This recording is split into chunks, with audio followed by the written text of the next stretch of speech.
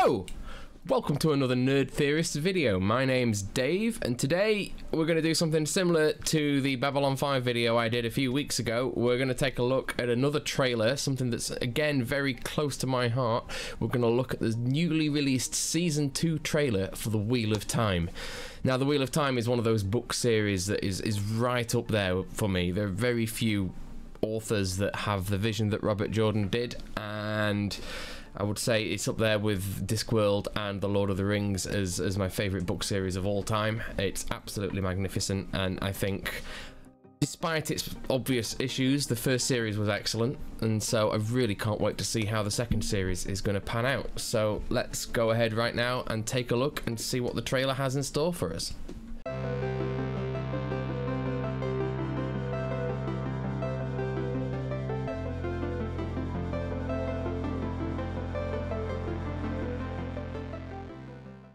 Right then, here we go.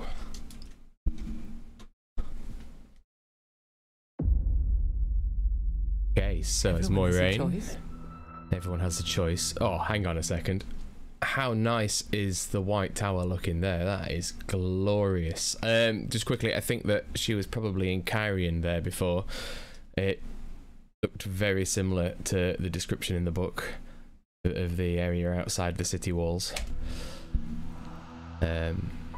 And every choice has a she can't heat the bath anymore. She's got no more power because she's either stilled or she's been shielded. We set him free. There's Rand.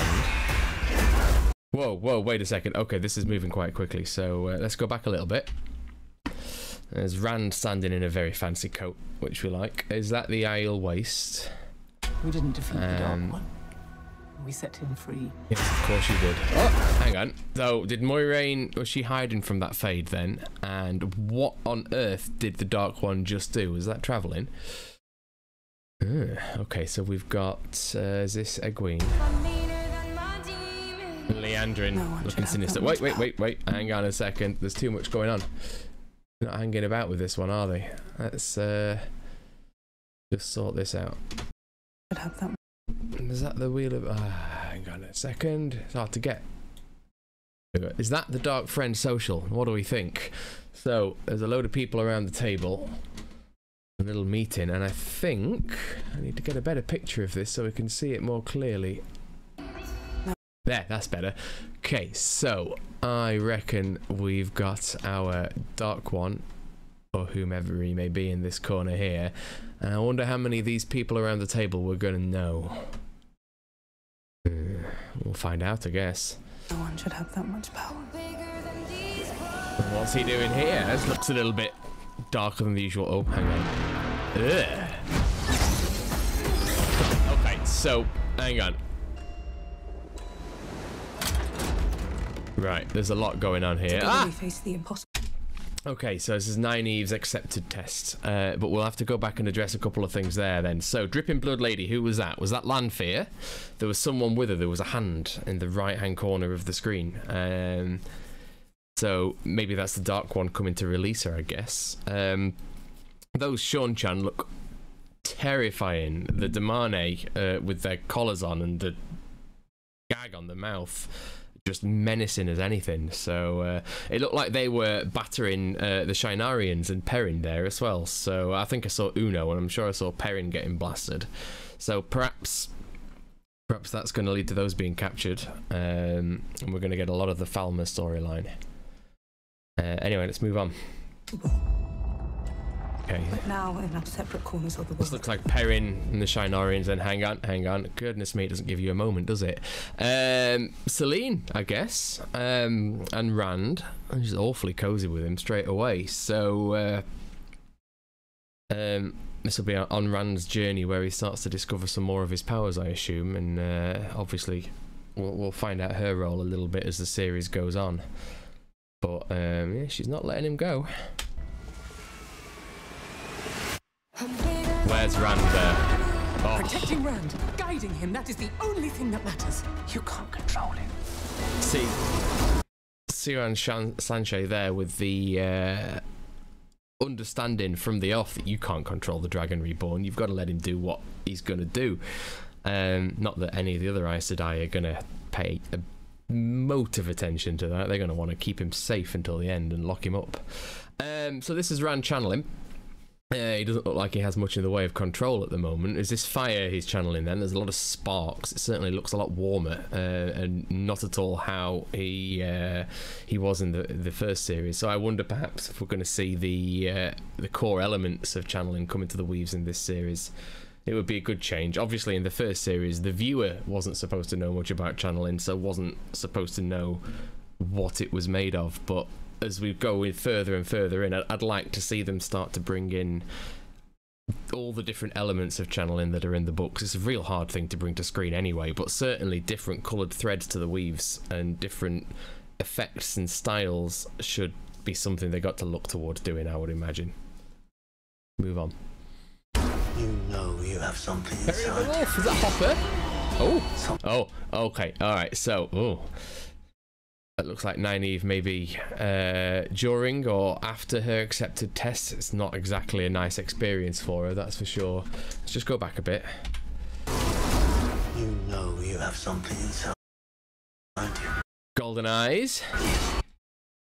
Rand with his hand around Maureen's throat. You put her down, she's trying to help. Oh, and this one. Yeah, I thought I saw this. So this is Egwene wearing the same thing as the Seanchan Damane. That's going to be a very hard storyline to watch, that is, but I can only imagine that they're going to do it justice, so it will be good to watch, but it won't be easy. Something that calls for blood. It's Matt and the dagger. How does he get that back? How to control it. A false dragon and a dragon together, looking for a little advice. I wonder what advice he's got. The last battle's coming.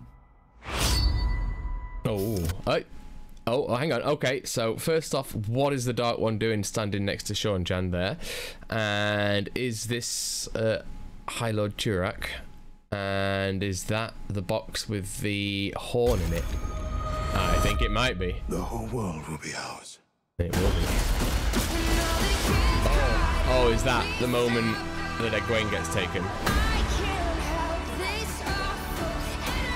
So much. If our friends are in trouble, why do we never stay here? You have no conception of... Egwene's drive to protect those she loves is something that gets her into trouble consistently in the books, and it looks like it's the same there. It looks like she's not staying safe in the tower if she feels that there's something she can do to help. The power they wield. You can't do this by yourself. Was that a brief glimpse of Avienda? Let's go back and see. You can't do this by yourself. Yes, I think it was, and that's Perrin in the background, so they're bringing a few threads together a little early here. And White Cloak's in the background as well. It does look gorgeous, Tar Valon, this series. Leandrin, what are you doing? You're up to no good. It's not always the most powerful who write history. Oh, so Egwene is suffering, but I am sure we've just seen Perrin and a White Cloak. Who write history. Yeah, oh, look at that face. Golden eyes, grimace, and a White Cloak that I'm almost certain is going to have an axe in his gut. That'll drive the rest of his plot for a while. Okay, so what's he doing on that ring? I'm tired of being a spoke in the wheel. Oh, okay. Two Heron-marked swords there. Hang on a minute. I'm tired of being a spoke in the wheel. Look at it. There it is. Turak's sword. Very similar to Rand's, but much more ornate. That'll be a battle to behold. So who's that there watching? What is going on? That looks, it's got to be the Aiel Waste, but what's he doing strapped to that, and who on earth is staring at him? You're not a Oh, so much. You are the water that turns the wheel itself. Okay, so that's very interesting.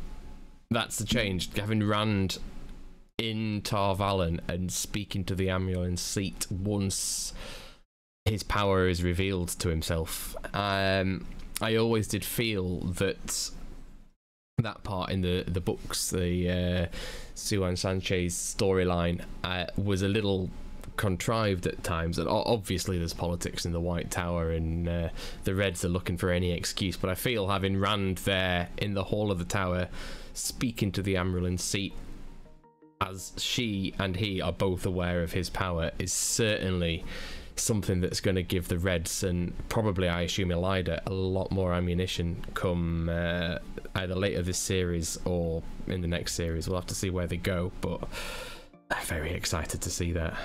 So yeah, brilliant though. What a trailer. I mean, there's too much there for me to go into. All of it at once. There's just scene after scene after scene, and that's all got to fit into 8 episodes. So I can't wait. That's going to be fantastic. Let's roll on September, eh? So how about that? How good was that? God, I'm very excited for this. A few more thoughts then. So, firstly, I want to know what the Dark One did when he went all bitsy and vanished. Is that travelling? Is that how he gets about? So, we saw what I believe was the gathering of Dark Friends around the table. I cannot wait to see more about that. That'll be something, hopefully, that's full of clues to help us guess who may or may not be good as we go on. It looks like Perrin's stepping up into a role, leading those Shinarians on a hunt for the Horn and for Fane, I assume, to get the dagger back. As I was saying about the development of the conspiracy in the tower between Moiraine and Siuan, I think it's an important thing that they spend a bit more time on that, because I always felt in the books that they were very hard done by, to be fair. I mean, I know in the books the Aes Sedai and the tower were very quick to jump on differences and perceived imbalances, but really it needed a little bit more for me, and I really hope that's something that they go into. It was only brief, but we saw Perrin and a wolf. If that's Hopper, I'll be delighted, and hopefully that'll start to develop as Perrin and a white cloak later on, and the Aiel we saw with the white cloaks as well in combat. That leads very much to Perrin's storyline and a development of his bond with the wolves and the White Cloak's hatred of him. I can't wait to see more of that. The Sean-Chan, when they show up, that portable throne is immense. It's huge. I don't believe just those 12 people, however many it was, would be able to carry it, but they travel in some form of style, and I think they're going to be a huge change in terms of the different nations and the different races we've seen so far. So yeah, what the Sean-Chan are capable of doing is terrifying, and Egwene's storyline really will play into that. So there's a lot in this about Liandrin, lots of little glimpses, and never once did she look like she had anyone's best interests at heart. So we'll see where she goes with that, but she's obviously up to absolutely no good whatsoever. It was nice to see that Siuan and Moiraine found a little bit of time for each other, however brief, but again, I can only assume that that's going to be used against them by the Reds and whoever else in the tower wants a bit more power. No one can just let people live, can they? Finally, thoughts. September. I can't wait. Really, I think it's going to be absolutely glorious. There's going to be so many key moments in this. They're trying to cram the large portions of books 2 and 3 together into one 8-episode series. So it's not going to stop. It's going to be non-stop all the way through, and I absolutely can't wait to see if they do a good job. It certainly, at first glance, looks nicer than the first series. I think they spent a lot more time in post-production, a lot more time on the visual effects, and I think that was probably what the first series was missing, was that sense of scale. I know they were limited with the number of people they could have at times, and they were limited with the amount of time they could spend in post-production, and it certainly looks like they've put that to right this series. So brilliant. I can't wait. Let's see what comes in September, and maybe I'll do a video like this for each episode that drops. We'll see what time we've got, but yeah. So obviously if you do want to see any more videos on this and you want to keep on top of it, do click the subscribe button, the like button to make sure the video gets a little bit more airplay, and that notification button so you know once we drop some new content. We're a mixed channel. It's all wargaming, tabletop games, role-playing, and all the TV and computer games that we like, but I think I'll spend a bit of time on the Wheel of Time with this one, so as I say, make sure you do subscribe to keep on finding out more from us. See you soon.